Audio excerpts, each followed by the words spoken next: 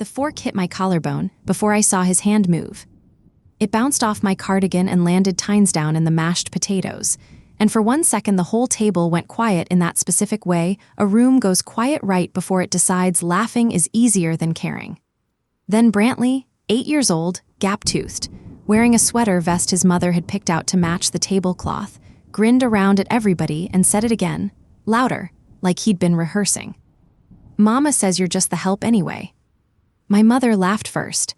That's the part I keep circling back to, even now. Not Britt. Not Chase.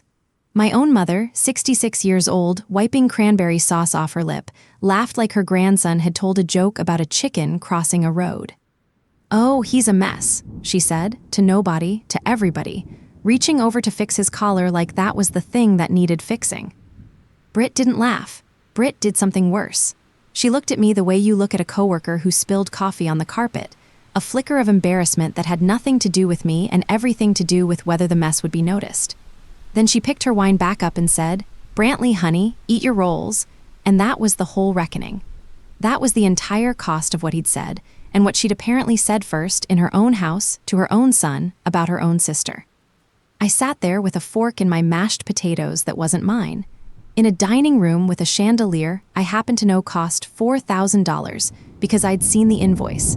In a house I had personally kept out of foreclosure 3 years running. And I smiled the way you smile when you've done the math already and you're just waiting for everyone else to catch up. I want to tell you that story sits with me because it's dramatic. It's not really. It's such a small thing, a kid with a fork, a mother who laughed. What sits with me is how ordinary it felt to everyone else at that table, like it was just Tuesday, like I was just the seating chart's least interesting problem. I'll tell you exactly how we got to that table in a second and what happened after, because it does not end with mashed potatoes. But I want to pause here for a beat, because I know some of you have been in a version of that dining room. Maybe not with a fork. Maybe just a look or a joke that only worked because you were the punchline. I make videos like this because that particular kind of quiet humiliation, the kind your own family hands you and calls a joke, doesn't get talked about enough. If that's familiar to you, stick around and hit subscribe because I've got a lot more of these, and I think you'll recognize yourself in most of them. Okay, back up with me, not all the way to the fork, further than that. My name is Denise, I'm 37. I've been a senior controller at a manufacturing company outside Fort Worth for almost 11 years, which means I spend my days reconciling ledgers for people who make hydraulic fittings, and I am, by every metric that matters to a bank, extremely boring. I drive a Honda that's paid off. I live in Watauga, in a 3-bedroom house with a mortgage I could recite from memory, and most nights I'm asleep by 10. My sister, Brittany, goes by Britt, is 4 years older than me, and she lives 20 minutes north in Southlake, in a house with a circular driveway and a kitchen island the size of my living room. Britt married a man named Chase Vance 9 years ago. Chase is an entrepreneur, and I want to say that word the way he says it, like it's a job title instead of a description of somebody between jobs. He's run a car detailing franchise, a supplement line, and currently a chain of boutique fitness studios called Forge, which as far as I can tell from the outside looks exactly like a business, right up until you look at the books. Here's the thing about my family. My mother, Sandra, raised 2 girls mostly alone after my father passed 4 years back, and somewhere along the way she decided Britt was the daughter who turned out impressive, and I was the daughter who turned out reliable. Impressive gets the good china. Reliable gets asked to bring folding chairs. 3 years ago, in October, Britt called me crying. I want to be clear that Britt does not cry in front of me as a rule. Britt performs for a living, in the sense that her entire adult life is staged for an audience, and tears don't photograph well, so she saves them. But she called me crying because Forge had just opened its 3rd location. Chase had personally guaranteed a lease he shouldn't have signed, and the second they'd taken out on their house 6 months earlier to fund the expansion was 30 days from a default notice. They owed $110,000 to a hard money lender who does not do grace periods. I did not tell my mother. I did not tell anyone. I drove to a strip mall law office in North Richland Hills and sat across from an estate attorney named Mr. Whitfield, who has known our family since I was a teenager, and I paid off that hard money note myself, and in exchange, Britt and Chase signed a private note to me. A second lien on the house. $110,000, 0% interest. $650 a month, whenever they could manage it, no penalty if they couldn't. I did that because she's my sister, and because I had the money sitting in an index fund doing nothing more useful than compounding, and because some stupid, stubborn part of me still believed that if I showed up quietly enough, often enough, eventually somebody in that family would notice what quiet costs. Nobody noticed. That's the part that took me 3 years to really understand. The payments came when they came. Some months it was the full $650. A lot of months it was nothing, and I never once called about it because Chase would text me some version of rough month, catch up soon, and I'd tell him not to worry about it, and I meant it. In 3 years, I collected $14,000 against a $110,000 loan. I never charged 1 cent of interest, on a note where the going rate for a private second lien that would have run 6% easy. I did the math for fun once, on a slow Tuesday at work, the way accountants do things for fun. $21,000, roughly, in interest I simply chose not to collect. Call it a gift. Call it a sister tax I paid, so we could both keep pretending things were fine. And the entire time, Britt posted. New handbag, girl math, a laughing emoji. Brantley's birthday party with a chocolate fountain and a hired magician. A trip to Cabo that she captioned something about manifesting abundance. Every photo was a house I'd personally kept standing, Dacre she never would have gotten to buy if that hard money lender had taken it from her in a foreclosure auction 18 months ahead of schedule. I went to Thanksgiving anyway. I go every year. I bring a green bean casserole because it's the one thing my mother lets me contribute that doesn't compete with whatever caterer Britt's hired, and I sit at the end of the table, and I make small talk with Chase about hydraulic fittings he doesn't care about, and I let Brantley show me his tablet games, and I go home. This year, the thermometer had dropped almost 30 degrees overnight, one of those blue norther fronts that roll down out of the panhandle and turn a 68-degree Wednesday into a raw, gray Thursday by morning. The kind of cold that gets into a Texas house built for August and never August for November. I remember standing on Britt's porch in my good coat, holding a casserole dish with both hands because the wind wanted it, and Britt opening the door already mid-sentence to somebody behind her, not really looking at me, saying, "Oh good, you brought the folding chairs too, right? We're one short since Chase's parents are coming." I had not brought folding chairs. Nobody had told me to bring folding chairs. I ended up sitting on a bar stool pulled up to the corner of the table, slightly lower than everyone else, so that for 2 hours I looked up at my own family while we ate. That's where I was sitting when Brantley threw the fork. I found out later from my mother of all people, 3 days after the fact, delivered like a piece of gossip instead of a confession, that Britt had told Brantley that morning, while getting him dressed, something like, "Aunt Denise doesn't really live like us, baby. She's more like the help," meaning it, apparently, as some kind of gentle explanation for why my house is smaller and my car is older and my Christmas gifts come from Target instead of wherever Britt shops. She wasn't trying to be cruel to me directly. She was managing her son's understanding of the family hierarchy, and I fell exactly where she'd always privately ranked me. He just repeated it. Kids do that. They're a perfect little recorder for whatever you actually believe, played back at the worst possible volume, in the worst possible room. I didn't say anything at the table. I want you to understand that about me, because it matters for what happened after. I have spent my entire life being the person who doesn't say anything at the table. I smiled, I wiped the mashed potatoes off my sleeve, I asked Chase a question about the new studio location to move the air in the room somewhere else, and I ate the rest of my dinner on a bar stool a full 6 inches shorter than everyone I share blood with. I drove home around 8 that night, heater running, radio off, replaying it the way you replay things when you're alone in a car in the dark, which is to say endlessly and with better dialogue than actually happened. I got to Watauga a little after 8:30. I let my dog out. I poured a glass of wine I didn't really want and sat at my kitchen table, the plain one, no leaf extension, seats 4, and I looked at the message that had come in while I was driving. It was from Britt. 2 words, no punctuation beyond the period, she'd clearly typed for emphasis. "Know your place." I sat there a long time with my phone in both hands, the way you'd hold something you weren't sure was going to go off. I didn't answer that night.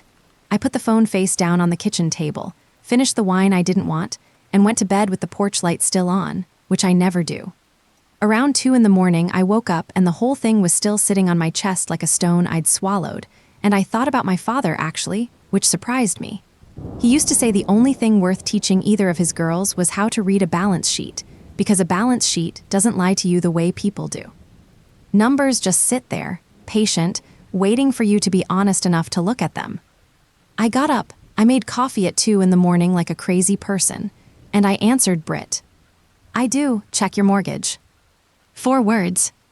I typed it once, didn't edit it, didn't soften it, hit send before the version of me that apologizes for existing could talk me out of it. Then I did something I'd never done in 3 years.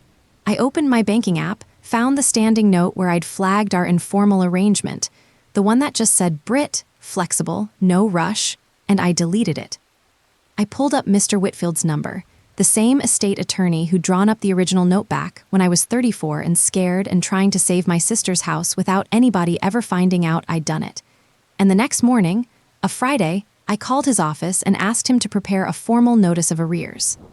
14 months behind, give or take, on a note that had never once been late by paper, only by understanding. $96,000 in principal still outstanding. And starting that day, I told him we collect it the way the note actually says, on the schedule the note actually says, with the late fees the note actually allows, and that I had simply never enforced. I want to be clear, I wasn't trying to take her house. I genuinely wasn't, not yet. I was trying to stop being the punchline at my own family's table while quietly bankrolling the stage it sat on. Whitfield's letter went out registered mail the following Tuesday.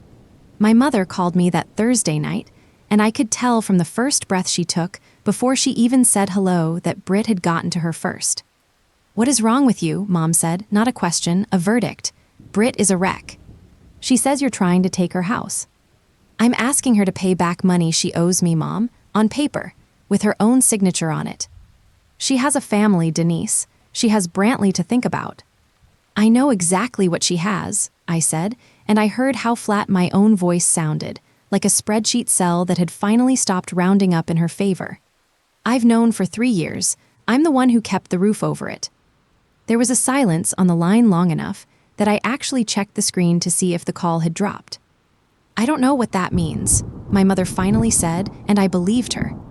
"I think some families build an entire architecture out of not knowing things on purpose, load-bearing walls made of things nobody asks about, and I had just put my hand flat against one and pushed. I didn't explain it to her. Not then. I told her I loved her and I was tired and I hung up, and I sat in my dark living room with my dog's head on my knee, and I let myself cry for exactly as long as it took one country song to play through on the radio, and then I turned it off and went to bed. Here's what I found out over the next 6 weeks, mostly in pieces, mostly secondhand, the way you find out anything in a family that specializes in not saying things directly. Chase's third forge location, the one the original hard money loan had funded 3 years back, never turned a profit. It limped. 2 locations were doing fine, the original one in Colleyville and a second out toward Grapevine, but the third, out near the new development off State Highway 114, had bled money every single month since it opened, propped up by transfers from the other 2, and I'd learn later, a business line of credit personally guaranteed by both Chase and Britt for $60,000 that they'd never once mentioned at a single Thanksgiving, Easter, or 4th of July. On top of that, there were 2 credit cards carrying a combined balance north of $40,000, most of it, best I could piece together, spent on precisely the kind of life Britt posted pictures of. The chocolate fountain birthday party. The Cabo trip captioned about abundance. A leased range Rover sitting in that circular driveway that I now understood nobody actually owned outright. The math had never worked. It had just never been asked to work out loud, because I'd been quietly absorbing the one piece of it that would have made the whole structure visible from the street.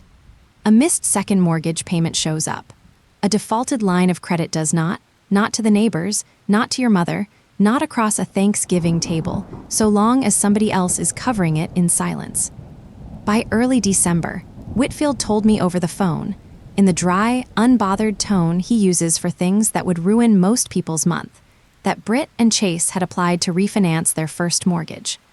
A cash-out refinance, rolling in that business line of credit and at least part of the credit card debt, at a rate that told me their credit had already taken a hit they hadn't mentioned either.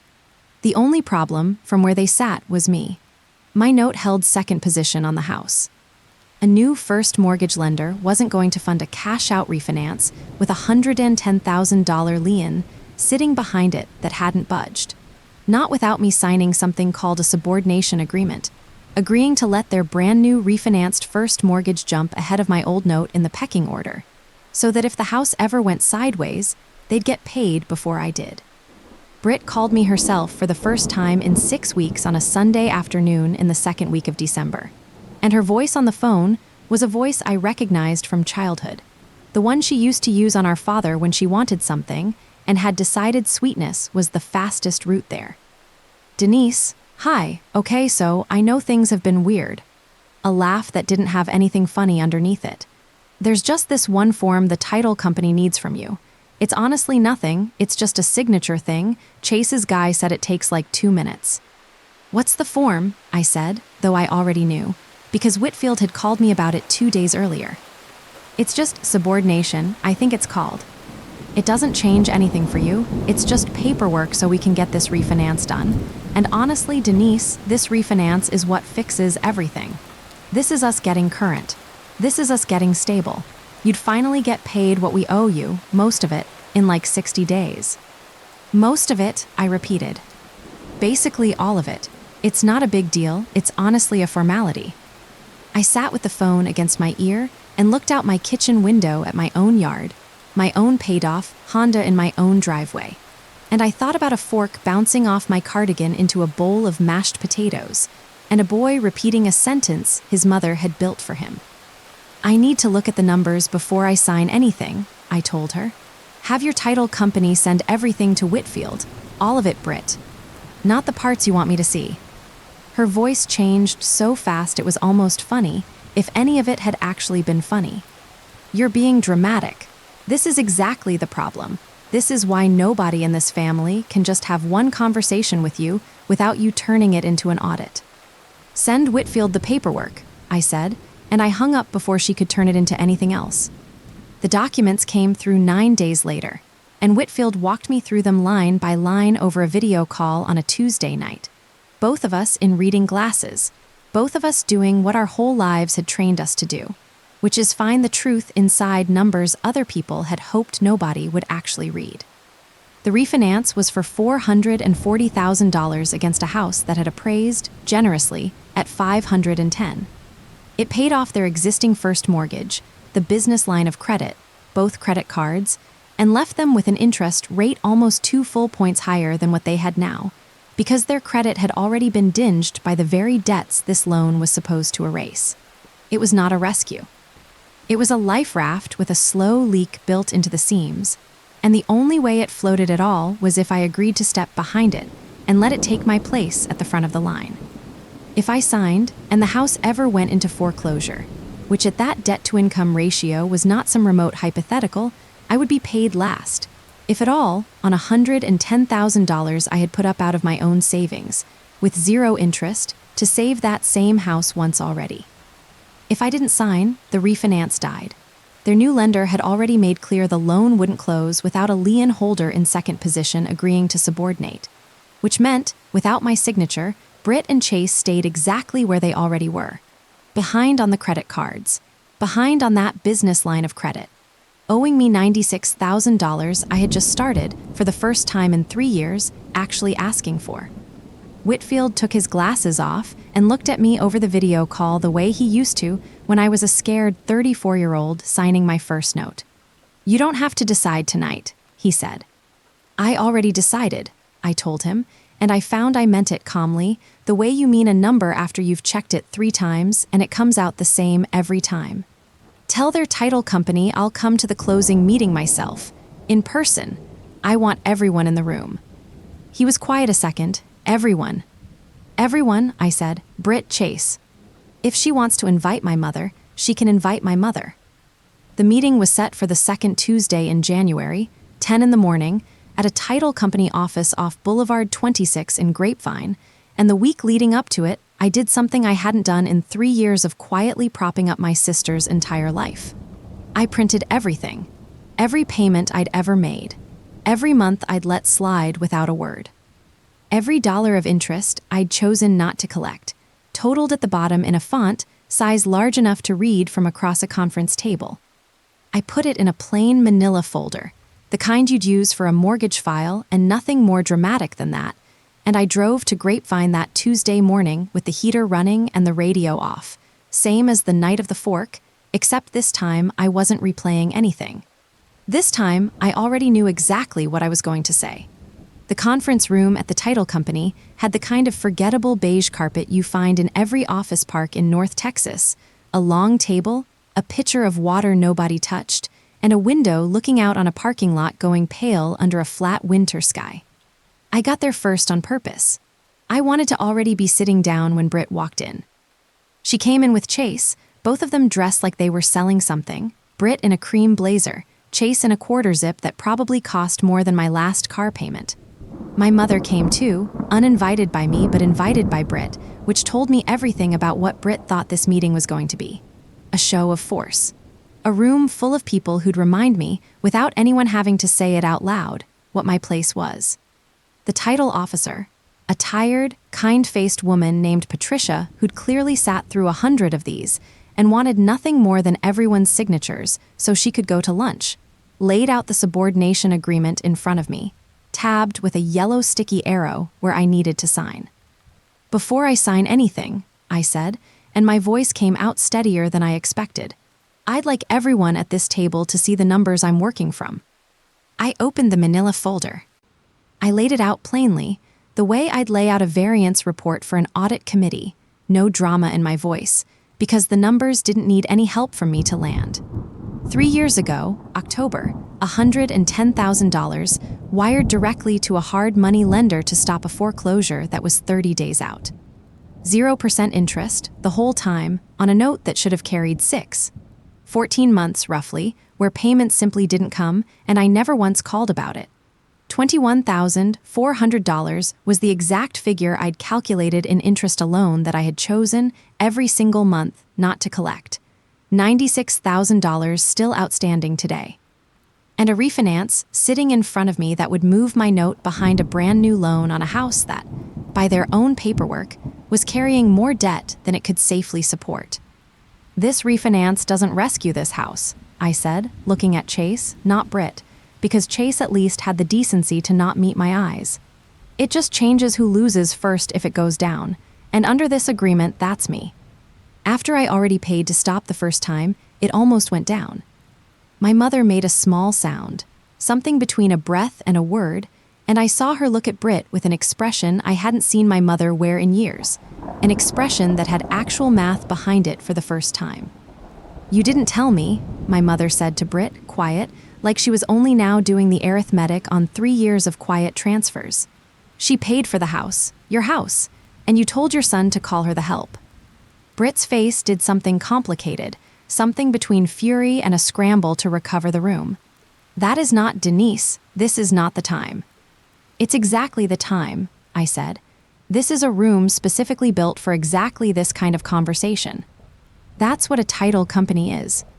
Chase tried, to his credit or maybe just his desperation, to steer it back toward business. "Denise, look, if this doesn't close, we lose the house. It's that simple. You'd rather see us lose everything than sign one form." "I'd rather stop being the reason you didn't lose it the first time while getting called the help for my trouble," I said. "I'm not signing." Patricia, the title officer, had gone very still, the particular stillness of a professional who has just realized she's in the room for something that isn't really about paperwork at all. "Without the subordination," she said carefully, "the refinance can't close as structured. I'd need to notify the lender." "Then notify them," I said. Britt's voice cracked on the next thing she said, and for the first time that whole meeting, I believed the emotion in it was real and not performed for an audience. "You're going to let us lose the house. Over pride." "I already saved the house once," I said, and I felt something in my chest finally unclench, some muscle I'd been holding tight for 3 years. Quietly, so nobody would ever have to feel small about needing it. You didn't thank me. You didn't tell Mom. You told your son I'm the help. I'm done being embarrassed on your behalf so you can keep looking like something you're not. Nobody signed anything that day. The refinance died in that conference room, exactly the way Whitfield had told me it would if the subordination never came through. 3 weeks later, unable to refinance, and with that business line of credit finally calling in what it was owed, Chase and Britt listed the house. It sold in 6 weeks, a fast, unglamorous sale in a market that didn't owe them the same story they'd been telling everyone else. After the first mortgage, my note, and closing costs, there wasn't enough left over for the life they'd been performing. There was enough left over, barely, for a rental in Bedford and a much smaller car than the leased Range Rover, which went back to the dealership within the month. I got my $96,000 back in full at closing. Every cent, first position gone, but priced right the second time around, because the sale price finally reflected what the house had actually been worth all along, once you stopped pretending the debt behind it wasn't there. I didn't gloat. I want to be honest that some small, tired part of me wanted to, and I let that part have its 5 minutes alone in my car in the title company parking lot after the closing, and then I put it away. Britt and I don't talk much now, not the way sisters in movies eventually circle back around to each other over a long enough runtime. We text on birthdays. She came to Easter this year, at my mother's house instead of hers, because there is no her house anymore, not the one with the circular driveway. And she sat at a regular table with regular chairs, no barstool for anyone, and Brantley didn't throw anything at all. My mother calls me now, actually calls, not just when there's a crisis to manage. Last month she asked me, straight out, if I was doing okay, financially, if I needed anything, which is a question she has never once asked me in 37 years, because I was always the one who was fine. Turns out being fine for that long just means nobody thinks to check. I think about that dinner sometimes, the bar stool, the fork, the sound of my own mother laughing. I don't think about it with anger anymore. Mostly I think about how quiet I used to be willing to be, and how much that quiet cost me, priced out at 0% interest for 3 straight years, and how strange it is that the thing that finally bought my own place back at that table wasn't a big speech or a blow-up. It was a folder. It was just the truth, laid out plainly, in a font size big enough for everyone in the room to read. I still wonder sometimes if I should have said something sooner, back at that very first phone call 3 years ago, when Britt was crying about a foreclosure notice and I could have told her calmly that I'd help, but only if it was real, only if it was on the record, only if it was seen. Maybe none of this would have happened at all. Or maybe some people only ever learn what something's worth once it's gone. I'd genuinely like to know what you think. Would you have signed that first note the way I did, quietly, no strings, no interest, just to keep the peace? Or is that exactly the kind of quiet that gets you a barstool at your own family's table? If a story like this one felt familiar, tell me down in the comments, and if you want more of these, this is Casterly Payback. I'll see you in the next one.